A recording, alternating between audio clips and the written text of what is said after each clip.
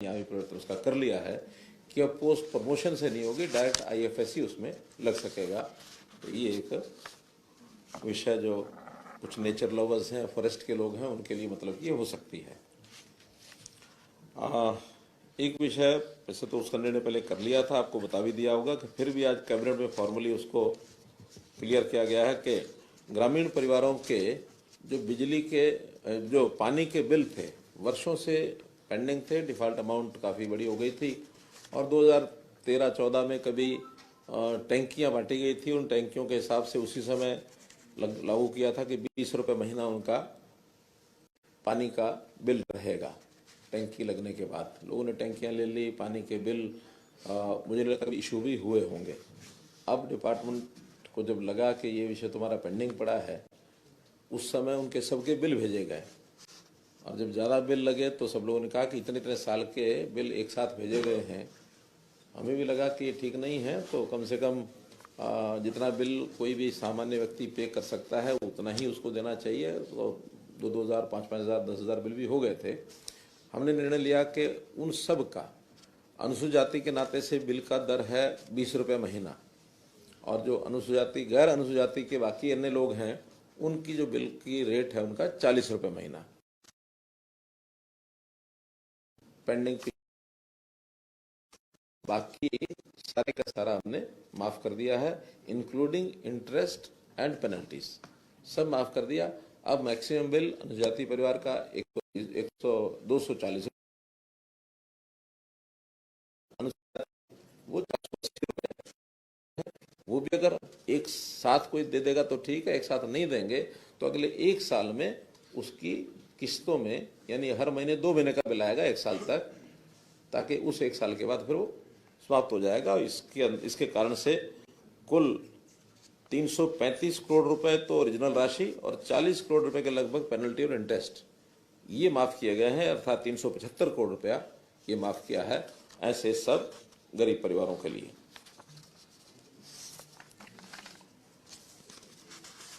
फिर eco tourism, Haryana में tourism को बढ़ावा दिया जाए, इसके लिए बहुत समय से हम प्रयत्न कर रहे हैं। खास करके जब हमने देखा कि टूरिज्म डिपार्टमेंट के नाते से चाहे वो मोरनी में टिकरताल है या फिर गुड़गांव में दमदमा है अथवा ढोसी पहाड़ पर भी एक प्रोजेक्ट जो है वो क्लियर हो गया है रोपवे का, और इस प्रकार के कई छोटे छोटे प्रोजेक्ट्स बढ़ा रहे थे, वो सब टूरिज्म डिपार्टमेंट की ओर से लागू किए गए थे।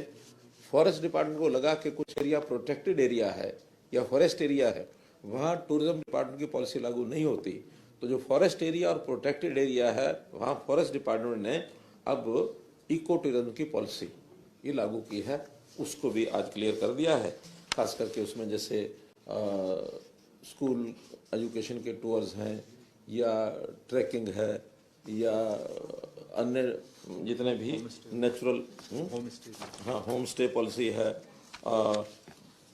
नेचर कैंप्स हैं, इको फ्रेंडली अकोमोडेशन है, वाइल्ड लाइफ व्यूइंग है, एडवेंचर स्पोर्ट्स हैं, हर्बल इको टूरिज्म है, मेडिकल हेल्थ एक्टिविटीज़ हैं, रिलीजियस कल्चरल इको टूरिज्म है, visitors interpretation centres, conservation education, ऐसी जो फैसिलिटीज़ हैं ये सब उसमें फॉरेस्ट की ओर से भी लागू होंगी ताकि हरियाणा के अंदर इसको ठीक से लागू किया जा सके। ग्रामीण चौकीदार, इनके लिए वैसे तो कुछ घोषणाएं कर दी थी, हमने लागू कर दी थी, और उसमें मुख्य रूप से उनकी जो मंथली ऑनरेरियम 7,000 रुपये से 11,000 रुपया ये महीने का कर दिया हमने, पहले से लागू हो गया है। यूनिफॉर्म अलाउंस 2,500 रुपये की बजाय 4,000 रुपये पर एनम किया है। Cycle allowance in 5 years, one time in 5 years, ये 3,500 रुपया उनको ₹E का कूपन मिलेगा ताकि वो साइकिल ही खरीद सकें और कुछ ना ले सकें। और डेथ रजिस्ट्रेशन में उनको पहले 300 रुपया प्रति डेथ, गांव में कोई डेथ होती है तो उसका रजिस्ट्रेशन करना होता है, 300 रुपया मिलता था, उसको उन्हें 400 रुपया प्रति केस ये किया है। और एक चीज़, सेवानिवृत्ति के बाद 65 साल की आयु में उनको सेवानिवृत्ति होती है तो एक मुश्त 2 लाख रुपए की वित्तीय सहायता। मुख्य रूप से ये बिना कैबिनेट के एजेंडे के नहीं आ सकता था, तो ये आज क्लियर कर दिया हमने कि अब रिटायरमेंट के समय 2 लाख रुपए वित्तीय सहायता ये ग्रामीण चौकीदारों को मिलेगी। सामाजिक सुरक्षा पेंशन, इसी तर्ज पर कुछ दुर्लभ बीमारियां हैं जिसकी संख्या 55 है, और जो राष्ट्रीय दुर्लभ रोग नीति ऐसी जो डिजीज हैं उसमें दर्ज है, वो उन सबको भी परिवार की आय जिसकी 3 लाख रुपया या इससे कम है उनको उसी रेट पर, जैसे ओल्ड एज पेंशन का रेट होता है 3000 रुपया पर महीना, ये उनको दी जाएगी। एक विशेष अंतर इसमें यह है कि सामान्यतः जो बाकी वर्गों को 3000 रुपये महीने की जो पेंशन मिलती है उसमें अन्य कोई पेंशन अगर ले रहा है यानी 3000 से ज़्यादा तो उसको 3000 रुपये नहीं मिलती, और 3000 से कम किसी को मिलती है तो difference between 3000 and the pension he is getting, वो डिफरेंस उसको दिया जाता है। लेकिन इस केस में ये जो बीमारियां हैं इसमें पहले भी अगर कोई किसी प्रकार की पेंशन ले रहा है उसका इससे कोई संबंध नहीं रहेगा। पहले वाली पेंशन के इन एडिशन टू दैट उसके अतिरिक्त ये 3000 रुपये महीना ये पेंशन को दी जाएगी। लगभग ऐसे 1000 व्यक्ति हैं पीड़ित हैं जो इन दुर्लभ बीमारियों से, इन सबको प्रति माह 27 लाख रुपया अर्थात वार्षिक 3 करोड़ 30 लाख रुपया ये इसका अनुमानित जो है व्यय इस पर होगा। एक एजेंडा है राज्य सूची जो पिछड़ा वर्ग और अनुसूचित जाति, इसके अंदर एक संशोधन है। कुछ वर्ष पहले 7 जातियां अनुसूचित जाति में जोड़ने के लिए हमने लिखा था, जिसमें से 6 जातियों को अनुसूचित जाति के अंदर जोड़ दिया गया था। अहेरिया, अहेरी, हेरी, हरी, तुरी और थोरी, ये 6 जो है जोड़ दी गई थी एससी में।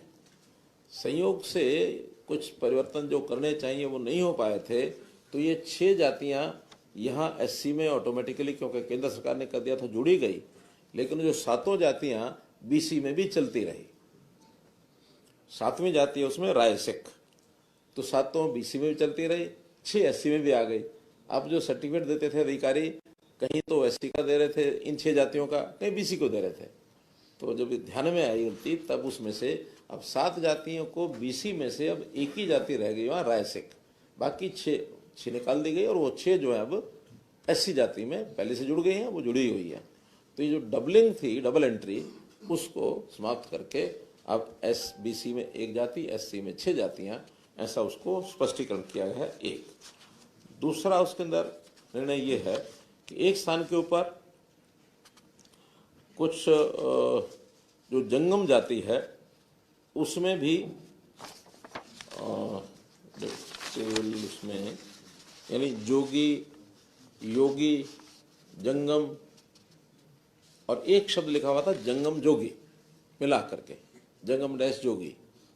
अब जोगी चूंकि अलग से भी इसमें आया हुआ है और एक जगह जंगम जो भी दोनों लिखा हुआ है, तो जंगम समाज ने कहा कि हमारा केवल जंगम है, जोगी नहीं है। तो उसमें इतना ही परिवर्तन किया है कि वहाँ जंगम जोगी जहाँ इकट्ठा लिखा था वहाँ जोगी हटा के केवल जंगम कर दिया, और जोगी अलग से वहाँ पहले से लिखा हुआ ही है। तो एक टेक्निकल सी एरर है, इसको ठीक किया गया है। कुल मिलाकर के मित्रों, जैसे मैंने बताया कि एजेंडा भले 15 थे लेकिन मुख्य रूप से यही थे, बाकी तो छोटे छोटे विषय थे, उसमें कोई बहुत ज़्यादा बताने की आवश्यकता नहीं है। इस संबंध में कोई बात आपको लगता हो कोई स्पष्ट करने की करनी।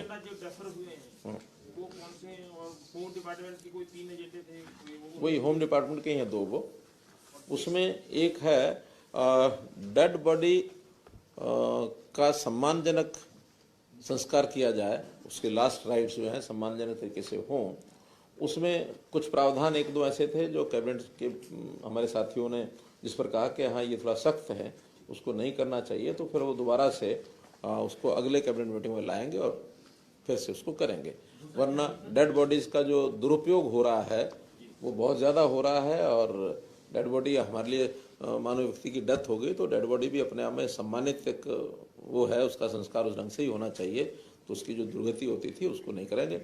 और दूसरा उसमें था पार्टीशन एक्ट के अंतर्गत कुछ डेफिनेशंस थी, उसमें मुख्य रूप से तो जो सम्मन्स को देने की पद्धति है उसमें कुछ चेंजेस हैं कोर्ट के, रेवेन्यू की साइड से कोर्ट्स की कोई डायरेक्शन है तो वो लाना है, और कुछ पार्टीशंस के जो प्रावधान हैं उनको थोड़ा सुझाव आए थे तो उसमें कोई डेफिनेशन में चेंज करने का विषय अगली बार लाए। तो विदेश भेजने वाली जो एजेंसियों को हमने रजिस्ट्रेशन करना था उसका कोई बिल था लेकिन अभी आज नहीं है, नेक्स्ट कैबिनेट मीटिंग करेंगे। वैसे सर इस पर क्या कर रही है सरकार, कैसे देख रहे हैं सर? उसकी बहुत ज्यादा फर्जीवाड़ा बढ़ा है, विदेश भेजने के नाम पे कई युवाओं का वो गुमराह किया। हम इसको चेक करेंगे, और ये जो इस प्रकार की फर्जी तरीके से लोगों को विदेश भेजा जाता है इलीगल तरीके से, इसको हर कीमत पर रोकेंगे। और अब हमने फॉरेन कोऑपरेशन डिपार्टमेंट और जो सेल है हमारा, क्या के साथ नहीं HKN तो है ही है, placement cell, overseas placement cell और फॉरेन कोऑपरेशन डिपार्टमेंट दोनों मिल करके जहाँ की आवश्यकता होती है उनको आवश्यकता के हिसाब से हम पब्लिक में एडवर्टाइज करते हैं, और HKRN यानी कौशल रोजगार निगम के माध्यम से उनकी ट्रेनिंग कराई जाती है और फिर उनको भेजा जाता है। अभी लगभग 10,000 से ऊपर 10,500 के आसपास एक हमने एडवर्टाइजमेंट की थी, जिसमें 4,000 के आसपास लोगों ने अप्लाई किया है। उनकी सबके ट्रेनिंग होगी रोहतक MDU यूनिवर्सिटी के अंदर, और वहाँ जो इजराइल के लोगों की खास करके डिमांड थी, तो जो ट्रेनिंग करवानी है उसमें इजराइल के लोगों का भी उस एग्रीमेंट के अंदर हमने उनको साथ लिया है, और वो ट्रेनिंग करा करके फिर उनको इजराइल जो लोग जाना चाह रहे हैं उनको इजराइल भेजा जाएगा। अगली एक एडवर्टाइजमेंट और 15 जनवरी के आसपास फिर से हम निकालेंगे, ताकि जो लोग इस प्रकार से इलीगली जाने की कोशिश करते हैं उनको एक ठीक और साफ सुथरा स्वच्छ रास्ता मिल जाए। विदेश जाना कोई मना नहीं है, और आखिर वहाँ जाकर के नौकरी करें या वहाँ जाकर के व्यवसाय करके अपना कोई फॉरेन एक्सचेंज भी कंट्रीब्यूट करते हैं देश के लिए, तो अपने आप उनके परिवार का भी लाभ होता है, इसमें देश का भी लाभ होता है। तो हम इसको मना नहीं करते, हम इसको प्रमोट करते हैं कि विदेश में भी जा करके इलीगली ना जाएं, लीगल तरीके से जाएं, तो डिपार्टमेंट ने उसमें पहल की है। सर GST संग्रह में एक बार फिर से हरियाणा जो है देश के 5 शीर्ष राज्यों में 5वें स्थान पर किस तरह से आया, तो किस तरह से देखते हैं? अच्छी बात है, देखना तो यही है। बजट सेशन है क्योंकि इस बार लोकसभा के चुनाव आना है 5, 7 या 10 मार्च के आसपास लगता है, तो पहले होता है, तो अभी 9 महीने हमारे इस बजट सेशन के इस वर्ष के पूरे हो गए हैं।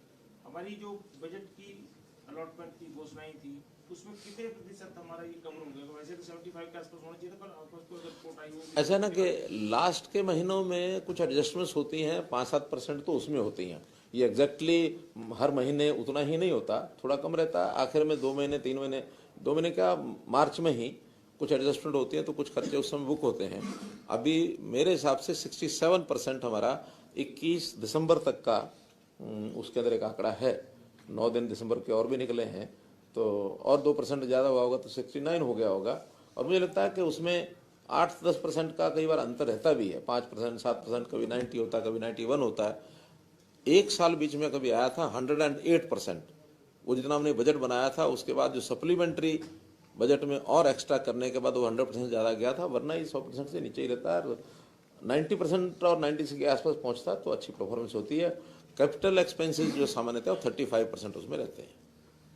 BC से जो SC में लाया जाता है कुछ जातियों को, उनका क्या इकोनॉमिक एंड सोसाइटल स्टेटस को भी देखा जाता है या रिव्यू? ऐसा कि ये हम तो यहाँ से उसकी एक SC कमीशन जो स्टेट का है उसकी ओर से जब भी कोई रिकमेंडेशन आती है हम उसको सेंटर के जो SC कमीशन है उनको भेजते हैं, और सेंटर का SC कमीशन उनकी सब तरह चीज़ें देख करके उसका सोशल फिर उनका फाइनेंशियल और जो भी उसकी परिस्थिति रहती है उस हिसाब से SC और खास करके ST इन 2 वर्गों का निर्णय गवर्नमेंट ऑफ इंडिया करती है। BC का निर्णय हम स्वयं करते हैं।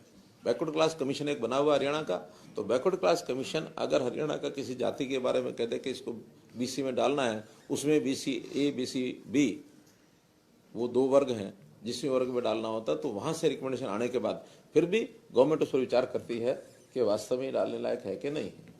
मुख्यमंत्री जी 22 जनवरी को अयोध्या में प्राण प्रतिष्ठा है। तमाम सरकारें जो है इस पल को यादगार बनाने के लिए तमाम घोषणाएं कर रही हैं।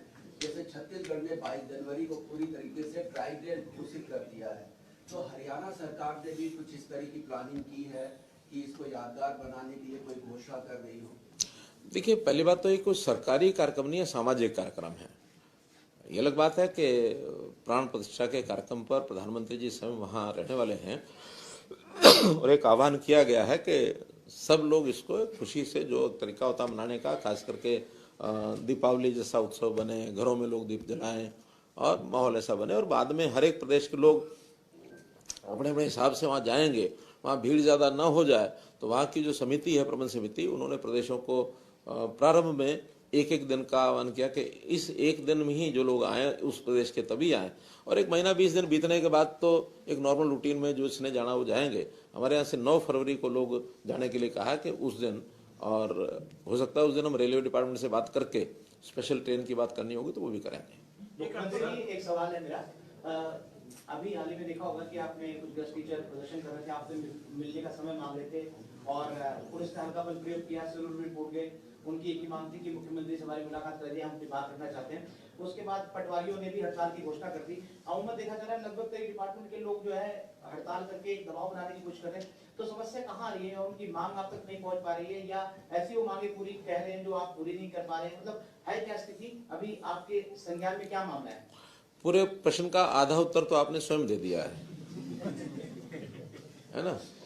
मैं भी वही कहना चाह रहा था। तो ये एक पूरा उत्तर बताया सर, वही ये एक जो आपने कहा ना दबाव बनाना, तो ये एक अवसर होता है, लोग कोशिश करते हैं दबाव बनाने की, लेकिन हम लोग बड़े सरल तरीके से सबको बता देते हैं कि जो संभव है करना वो जरूर करेंगे, जो संभव नहीं है वो करना ठीक नहीं है। अब ये ठीक बात है कि गेस्ट टीचर्स को पिछले चुनाव यानी 2014 से पहले, 10 साल पहले, जब एक मांग रखी थी कि हमारी सिक्योरिटी कुछ हो, उस सिक्योरिटी के नाते एक स्पेशल बिल ला करके गेस्ट टीचर को इनकी 58 साल तक की नौकरी ये पक्की कर दी थी। अब उनका कहना है कि रेगुलर किया जाए। रेगुलर करने का प्रावधान अभी कहीं है नहीं, क्योंकि रेगुलेशन पॉलिसी जो 2014 की भी बनी थी, हाई कोर्ट ने उसको रिजेक्ट किया था कि 2014 की पॉलिसी 2011 की माने की थी। 2011 की पॉलिसी के हिसाब से अगर कोई रेगुलर करने की किसी की स्थिति हो, हम पहले भी किए हैं, आगे भी करेंगे, लेकिन 11 के बाद 14 को स्पेशली हाईकोर्ट ने कहा था कि आगे किसी प्रकार की कोई रेगुलेशन पॉलिसी स्टेट नहीं लाएगी, क्योंकि इसको बैक एंट्री माना गया है। रेगुलर भर्ती के नाते हमारा प्रोसेस सारा पहले भी चल रहा है, आज भी चल रहा है। हाँ, उस रेगुलर भर्ती को भी रोकने में एक गैंग लगा हुआ है, उस गैंग के साथ हमारी लड़ाई चल रही है। तो उस गैंग वो न रोक पाए तो हम हर दिन उसके ऊपर विचार करते हैं कि कहीं ऐसी कमी कोई ना रह जाए जिसमें फिर उनको कोर्ट में जा करके और कोई बदमाशी करने का और अवसर मिल जाए। हाँ जी, गैंग का नाम ही बता दीजिए। भर्ती रोको गैंग। संसद में हाल ही में एक रिपोर्ट पेश हुई है जिसमें हरियाणा के संसद में हाल ही में एक रिपोर्ट पेश हुई थी जिसमें हरियाणा के 17 डिस्ट्रिक्ट्स का जो वाटर है, वो ड्रिंकिंग वाटर है, वो पॉइजनस स्टेट में पाया गया है। तो इसको लेकर एनजीटी ने भी एक शो फोटो लिया है और हरियाणा सरकार से पूछा भी है कि इसको लेकर गवर्नमेंट के फिर ये मुझे ये रिपोर्ट इस ढंग से तो नहीं पता कि पॉइजनस पाया गया, बस के हाँ, वो तो मात्रा अलग अलग होती है। ये मात्रा तो प्राय सब जगह मिलती है, कम है या ज्यादा है। ठीक है कि जहाँ पोल्यूटेड वाटर है उन इलाकों में ये सब है, लेकिन उसको खास करके जहाँ इंडस्ट्रियलाइजेशन हो गया, जहाँ इस प्रकार का केमिकल इंडस्ट्री खास करके जहाँ ज़्यादा है, कुछ जिलों में ऐसा है, तो उसको ठीक करने के लिए हम लगे हैं। और उसके जितने भी सीईटी प्लांट्स हैं उन सब के ऊपर हम ध्यान दे रहे हैं। खासकर जगाधरी है, पानीपत है, हमारा फरीदाबाद है, तो ऐसे कुछ डिस्ट्रिक्ट्स हैं हमारे चिन्हित हैं, उसके ऊपर हम पूरा काम कर रहे हैं। और जितना स्पीड से हरियाणा काम कर रहा है, चाहे उसके अंदर घग्गर का एरिया और चाहे उसके अंदर यमुना का एरिया, इसके ऊपर स्पीड से हम काम कर रहे हैं। हम भी चाहते हैं कि जल्दी जल्दी ये हो, लेकिन क्योंकि डेवलपमेंट के काम में इंस्टॉलेशन के उसमें टाइम लगता है, तो उस टाइम के हिसाब से हम कभी भी गंदा पानी को कहीं डालने के लिए तैयार नहीं है। बल्कि हम तो दिल्ली को भी आग्रह करते हैं कि जो हम पानी जिस लेवल का देते हैं, सोनीपत से एंटर करता है, दिल्ली पार करने के बाद ओखला में जो मिलता है बहुत बुरी स्थिति में वो सारा काम। और हमारे भी 3 डिस्ट्रिक्ट उससे अफेक्टेड हैं, फरीदाबाद, पलवल और नू। उन तीनों जिलों में आगरा कैनाल का जो वाटर जाता है, जो यहाँ से ओखला बैराज से निकलता है, वहाँ तीनों जिलों में बहुत बुरी स्थिति से वो पानी पहुँचता है। तो उसके ऊपर भी ध्यान कर रहे हैं, फिर भी सब मिलकर के इसके पर और काम करेंगे। चलो आप पहले आप फिर कई नगर निगम के चुनाव पेंडिंग है सर, उसको लेकर क्या स्थिति है? अभी चुनाव लोकसभा से पहले आप देखिए, अभी कल भी चुनाव आयोग के लोगों से मैंने बातचीत की थी कि भी कौन कौन सी कमी कहाँ रह गई है।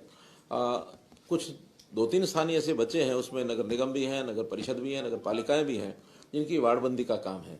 ज़्यादातर वार्डबंदी काम पूरे हो गए हैं। हाँ, उसमें रिजर्वेशन का काम, वार्डबंदी के बाद रिजर्वेशन का काम होता है। महिलाओं के लिए रिजर्व होती हैं, SC के लिए, BC के लिए, तो रिजर्वेशन का काम भी काफ़ी हो चुका है। और मैं समझता हूँ जैसे ही वो कंप्लीट हो जाएंगे और 1-2 रह भी जाएंगे तो उनको छोड़ देंगे, बाकी सब कराएंगे बहुत जल्दी। उसका कोई टाइम टेबल अगर जैसे ही कंप्लीट हो जाता नीचे काम, हमने उसको डाल दिया है, क्योंकि अभी 4 तारीख को ही 5 नगर निगम तो 4 जनवरी को ही उनकी टाइम पूरी हो रही है, तो बहुत जल्दी कल ही हो रहा है उसका, बहुत जल्दी कराने की कोशिश करेंगे। पहले आप सर इजराइल भेजने की बात पहले की थी, भर्ती की जा रही है, भर्ती निकाली गई थी। एक आपने बात की थी कि अफ्रीका में भी खेती के लिए किसानों को भेजा जाएगा, हरियाणा किसानों को। सर वो क्या योजना है? वो योजना ये है कि बहुत सी देशों में ज़मीन बहुत है, उनके किसान और उनकी आबादी कम है।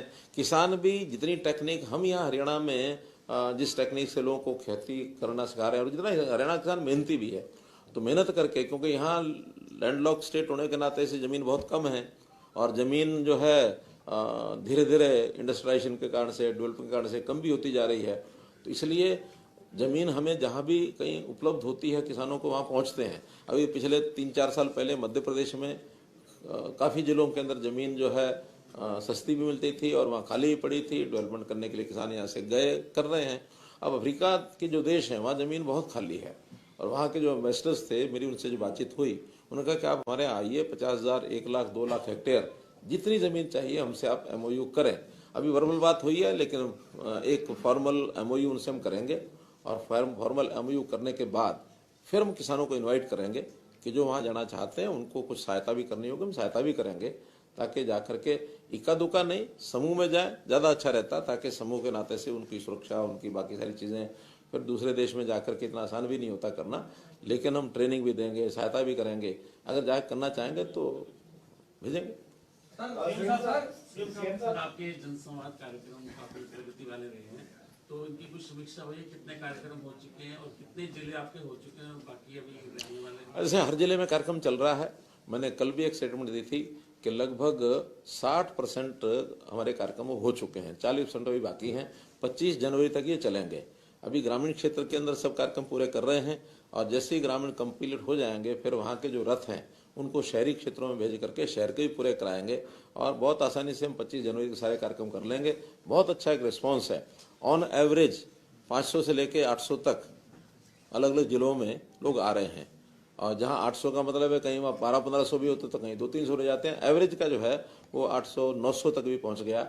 अच्छे कार्यक्रम, बल्कि हरियाणा जो है इसमें सारे देश में, क्योंकि डाटा सारे देश का मिलता है, Haryana at the top of the all the states. विकसित भारत की बात करें, विकसित भारत, हाँ। उसमें संकल्प यात्रा के साथ देखता हूँ वहाँ की उपलब्धियां बताते हैं, और अपने जनसंवाद कार्यक्रम करके लोगों की समस्याएं सुनने हैं। तो टोटल 60% जो आप कह रहे हैं हो गया है।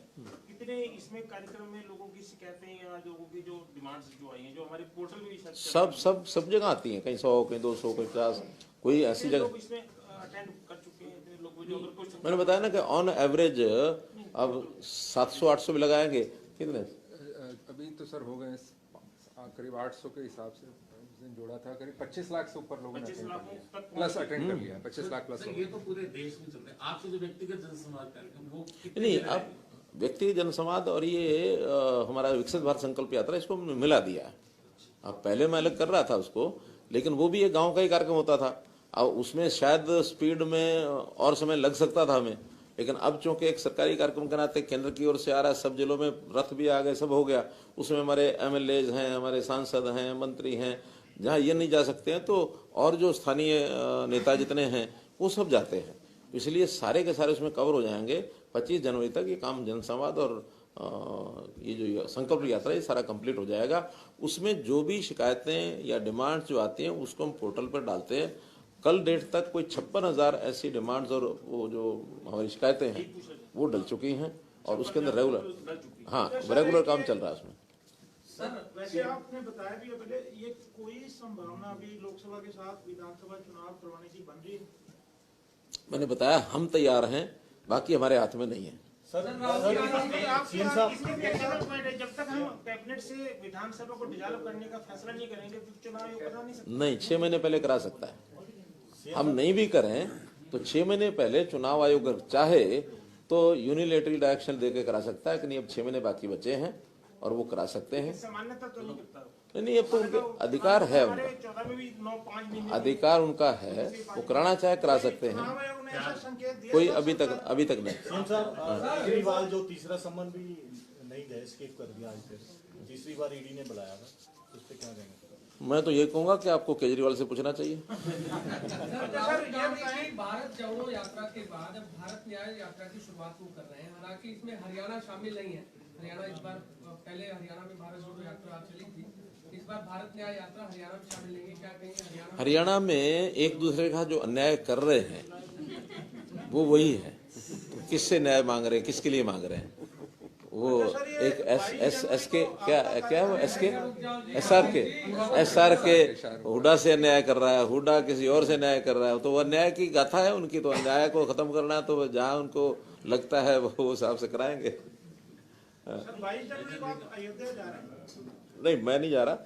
मुख्यमंत्रियों को ये कहा गया है कि बाद में जो निश्चित दिन है, खास करके 9 फरवरी, मुख्यमंत्री सब अपने प्रदेश के लोगों के साथ वहां जाएं, ऐसी अपेक्षा है। जाना नहीं जाना उस समय की देखेंगे, लेकिन वहां एक निश्चित सूची में अभी मुख्यमंत्रियों को छोड़ा है। बाकी प्रदेश के और देशों के, यानी बाकी प्रदेशों के और जो लोग हैं, सांस्कृतिक लोग हैं, धार्मिक लोग हैं, और उस प्रकार के लोग हैं, तो प्रधानमंत्री वहां रहेंगे, मुख्यमंत्री अलग से अपने अपने कार्यक्रम